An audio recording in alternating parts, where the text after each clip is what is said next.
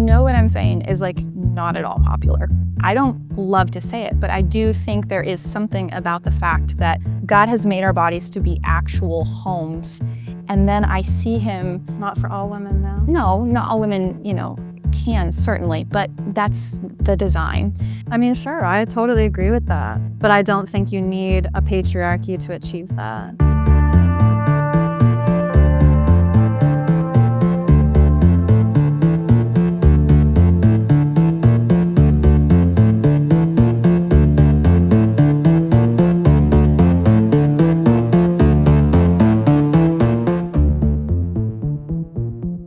God has a unique design for women. I thought this question was funny because, I just think God has a unique design for everyone. So, Person, I don't really each get it. individual person. yeah, like I said, there's such a vast array of what people desire and how they live and what they love and appreciate. And I've never seen gender dictate that. So it's just like, yeah, everyone's unique, sure. Yeah, I would say, yeah, he does have a unique design for women. So I take the Genesis passage as like his patterning, like that's right when he's creating man and woman. He's speaking into why he's creating them, what he's creating them for. And so I would say that a woman is created to, if she gets married, be a helper to her husband. I believe that she is uniquely created by God to nourish and bring forth life. I think the man is given the role of leading, protecting, providing. Again, as we've talked about, that doesn't mean I love that I can bring in a little speaking honorarium here or there, or a little book royalties and be like, hey, I contributed. But I'm actually really relieved that I don't have the weight of, a lot of people do. A lot of single moms have the weight of they have to provide for themselves, and I pray for them often. I'm just like, I can't imagine. That's me. Yeah. Thanks for praying for me. That's you. Absolutely. I don't know how you do it all. And so I'm grateful that he bears that. I kind of think of it as a weight of providing for his family. And God says, I think, I don't have my Bible in front of me, but I think it says, if you don't provide for your household, you're worse than an unbeliever.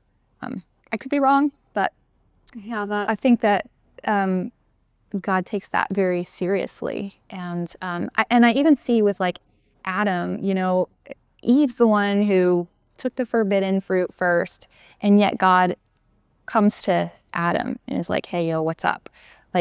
There seems to be this responsibility that he's given for the care of his family.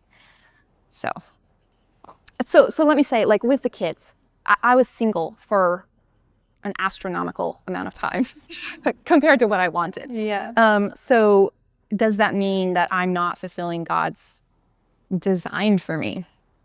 No. I think the fact that we have a womb points to the fact that there is a unique way in which God has wired us to nurture life and to, as a Christian, we're called, right? Jesus, the Great Commission, to make disciples of all the earth. And so I think it's very possible to have spiritual children, to help other moms, single moms, with their kids.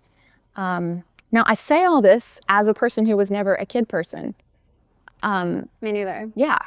But I just do, my husband is at home right now. He's taking care of our kids, and one of them is sick. So he's doing the nurturing, and I'm out here doing the providing, right? But in general, I do think God holds him accountable and has designed him to do that in general. What if you couldn't do this? What do you mean?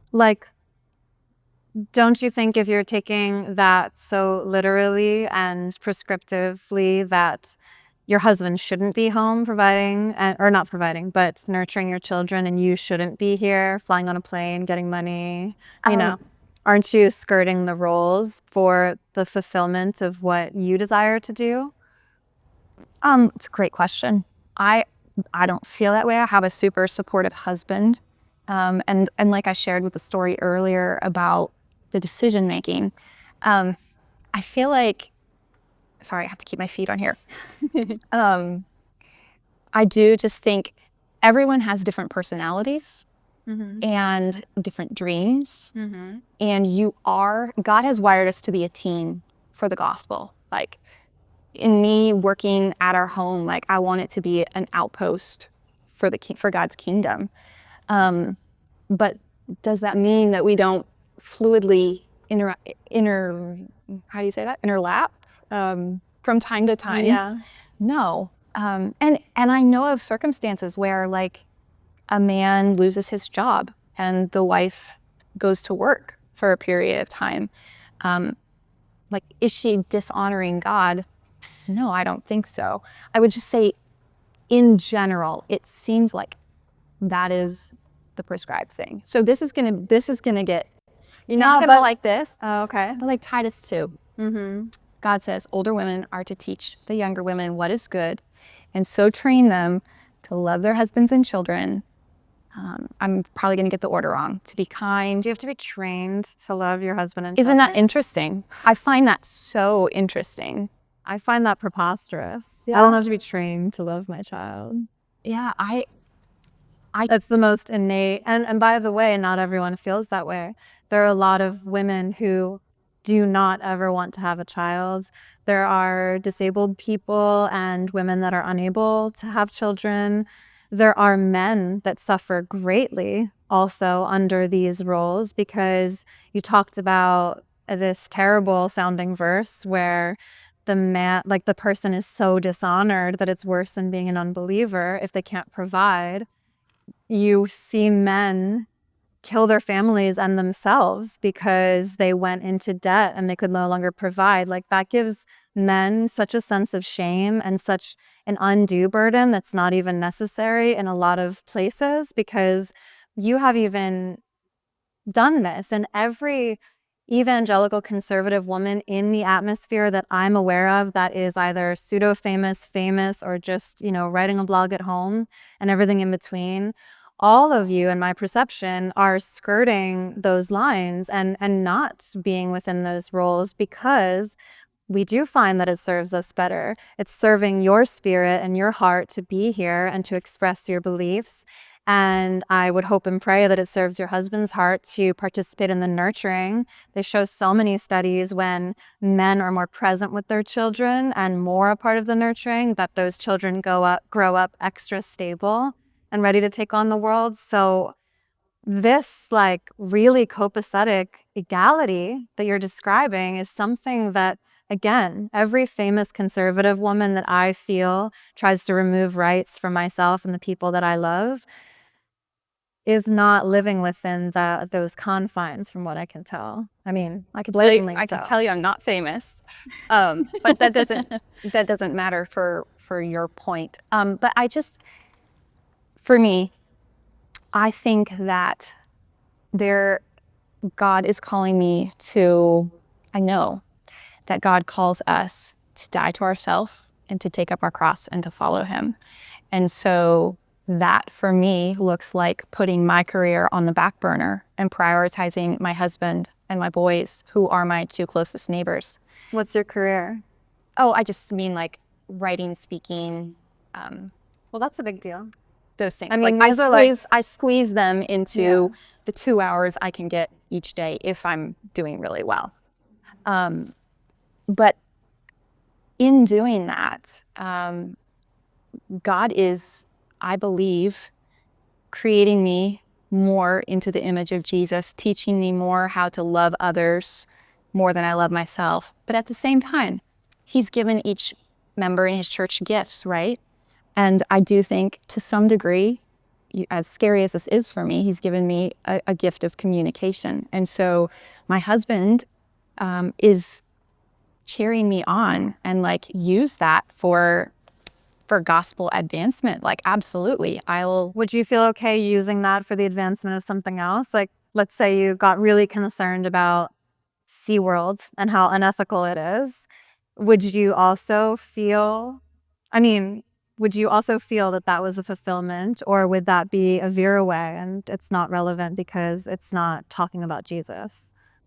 It's hard for me to imagine being interested in SeaWorld. Or think of something that you do really care about, some issue that you've seen, animals, nature, some injustice that matters to you. If it were really important to me and my husband was like, yeah, go do this thing, like, that's fine. I mean, this is not normal. Like, this is very much abnormal. And yes, you're right, like a treat, kid free for 3 days. I mean, yeah, this is where I get really confused on the rhetoric of it, because, you know, that just seems like this has now become something truly outdated. When Jesus was talking about never divorcing your spouse, that was in the context of a time where if you divorced a woman who had been defiled so grossly because a penis penetrated her, she would not be able to get remarried. She was considered actually less valuable, intangible measure, like finite, like money measure, because we were property in that era. So when Jesus said that, that was very protective of the woman. Like, I read that as Jesus saying, When he said what? when he said not to divorce, that was outside of adultery or abuse. That was him, I believe, protecting the women who were incredibly vulnerable about that time, because they didn't have any options outside of that marriage. And if that man chose to leave her for any reason, which I'm sure many of them did, she could wind up destitute. She could lose her children. So I believe Jesus saw that as a great injustice and was trying to amend it there. But now we've progressed, especially through the pandemic, with everyone having Zoom. So many women got creative and created online businesses, became entrepreneurs. So these roles and definitions don't suit any of the conservative women on the other side that I see proposing this rhetoric to their congregations and to their podcast listeners, because they themselves aren't living it. And I don't want to offend you by saying you're not living it, but, like, you know, if you came here and you were like, I don't know, just What about it feels like I'm not living it? well, you are being the provider and your husband is being the nurturer for just a moment. Yeah, like I said, our roles are different, but they interlap. Like, Yeah, but this is supposed to be a man's role in that rhetoric, being the provider, right? I say generally, and this. Well, why is it general then and not? The amount I'm providing is like a drop in the bucket. Like, Yeah, who cares though? I mean, how about the amount that women are providing when their husbands lost their jobs in the pandemic and they had to rise up and create these businesses? Let's say she's bringing in $1 million. Is that less honorable? no. I think it's great that. Here's what I think. Like, the greatest commandment is to love your neighbor as you love yourself, right? I really take seriously that my closest neighbors are my husband and my children. They should be the ones receiving the greatest good and the most love from me. Sadly, it's often our family members that we treat the worst. Do you wish they were really our neighbors and they lived in the house next door? Sometimes. Sometimes. Maybe occasionally. So where was I going to go with that? That's okay. You love them as your neighbors, so you see the mandate of that love towards them. Yeah, so I think that what I see in scripture is God values the home in a way that our culture's like, yeah, like home is like where I throw my bags as I'm like running from one thing to the other. And I think that Who is the culture treating their home that way? I just think in general, Because do you have friends of like a lot of different faiths, coming from different places? I mean, we're very engaged with all of our neighbors. Because I'm just challenging that, because like I know plenty of an atheist is very capable of having a very gorgeous setup and really loving their children, providing them, maintaining the household, even having a traditional relationship like that. Absolutely. Yeah. I just think that, what was I trying to get at? Like kind of a dismissal of I home. think that with all the feminism stuff, that we can swing the pendulum and be like, only my work in the office or whatever my job is valuable, and this is not valuable. And I see God, I mean, I even read it in your book, right? Like, you mentioned once that you felt safer going home to your apartment than you did at church. Oh yeah. Like, we need safe homes. And I see God continually calling us to hospitality, to opening up our home in a very like harsh world, to just be this haven for our family and for neighbors. So I don't kind of view it rigidly as like, oh no, like I left my home for 3 days, like God must be displeased with me. But in general, I think that what is important is that my heart is seeking to bless my family, and please God in my work. So I'm not just pursuing this because I'm like, oh, well, I want to be the next top model, or I want to get an acting job, and so I'm going to LA to fulfill all my dreams. I Like, feel attacked. oh, sorry. I mean, that's what I'm doing. But you're doing it all. Like, you're the single mom, Yes, and you're doing the provision. I honor my family and my home, and I clean. I do everything that I disdain because, Yeah. of course, I value all aspects of my life equally. Well, not even equally. I value my son much more than a lot of No, things. I know what I'm saying is like not at all popular. I don't love to say it, but I do think there is something about the fact that God has made our bodies to be actual homes. And then I see him, Not for all women, though. no, not all women, can certainly, but that's the design. And, throughout scripture, he prioritizes the home. Like he says, the wisest of women, Proverbs 14:1, the wisest of women builds up her home, the foolish one tears it down. I mean, sure, I totally agree with that. But I don't think you need a patriarchy to achieve that. Hey friends, Greg here with Honest Discourse. We hope that you're enjoying this conversation. We are so excited for it to continue. But first, a brief message from our sponsor. Hey friends, Pastor Matt here with Central Church. This episode of Honest Discourse is brought to you by Central Church in Collierville, Tennessee. Central Church got behind this discussion because we really believe that this is what our world needs more of. We desperately need more understanding, more loving conversations with Christ at the center. And Central Church is a Bible-teaching, Bible-believing church in Collierville, Tennessee. We exist to multiply and to mature disciples of Jesus Christ, to produce Christ-centered relationships. And so we want to just put that offer out to you. If you're ever in the area, we sure would love to meet you. Drop by Collierville, Tennessee, and see what God is doing at Central Church. God bless. Hope to meet you in person. A huge thank you to Central Church for sponsoring this episode. Now back to the conversation. There are affirmations that every woman needs to hear. This is a moment, I think you may hate my answer, but the word affirmation really stuck out to me in this statement because there is research that shows that when trans and LGBTQ people aren't affirmed in their identity, that they experience suicidal ideation or suicide in astronomically higher numbers than their counterparts who are affirmed in their identity.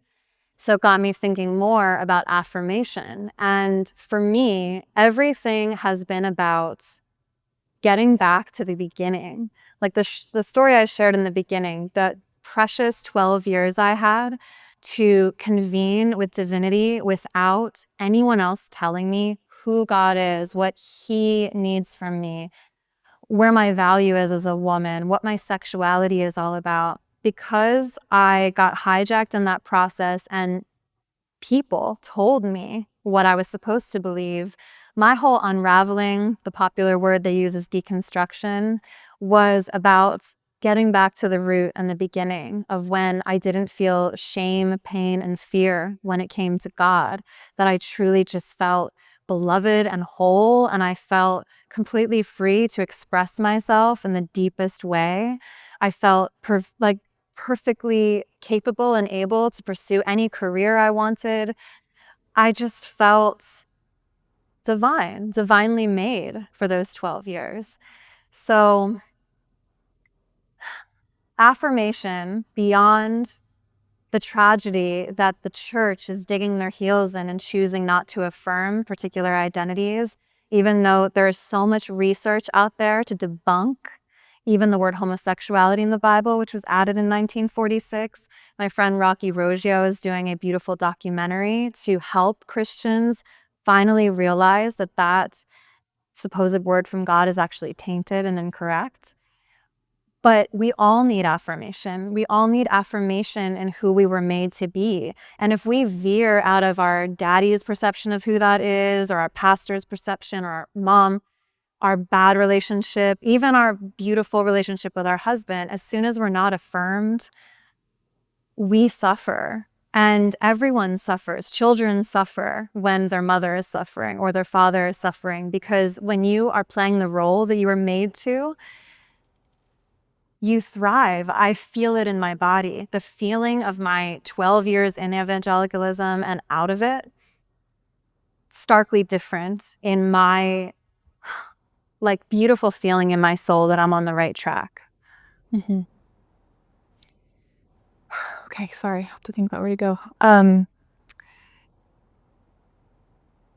Affirmations. Yeah.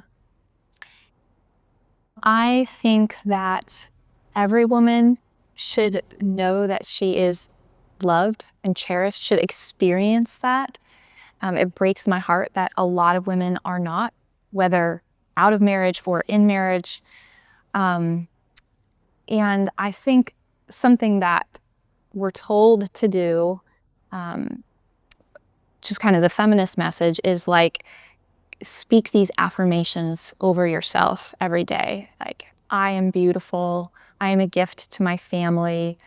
I am brave. And the the problem I have with that is a lot of times it just rings a little bit hollow because it's not necessarily true in that moment. Like, I didn't come in here today like, I'm going to crush this. I was like, God, if you don't help me, like, I'm going to fall on my face and my words are going to be all jumbled up.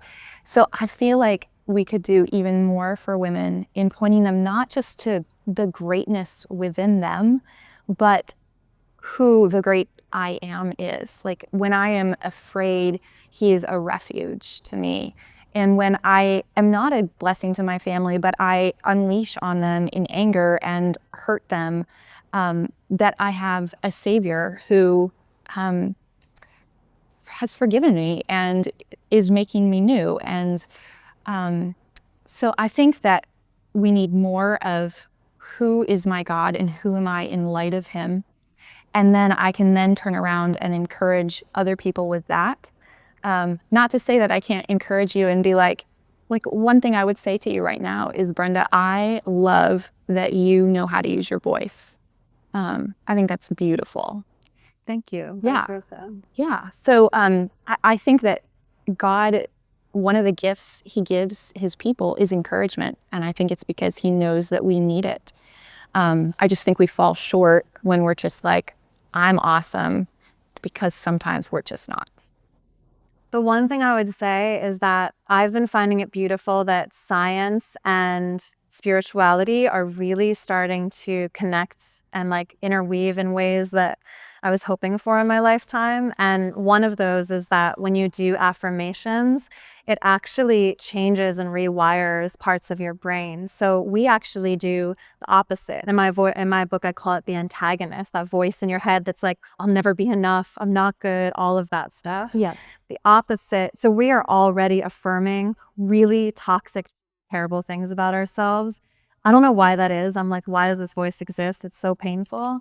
So affirmations are actually scientifically proven to help you start like elevating and realizing something that is more true. Like, instead of the affirmation that you'll get in a car accident and die, the affirmation of just like, I'm, fearfully and wonderfully made. I can handle any traumatic event that comes my way. I have grace within me. Like, there is something potent about it. I just want to encourage you in that too, because I know what it feels like to say something that feels shallow, because you're like, well, this is more of what I'm hoping to be true. But it actually does help scientifically. Yeah. And spiritually. Yeah, I appreciate that. And I think the Bible bears up in line with that when God says to take every thought captive and to think on things that are pure and lovely. So Absolutely. We do need to take those thoughts captive and speak and meditate on what's good.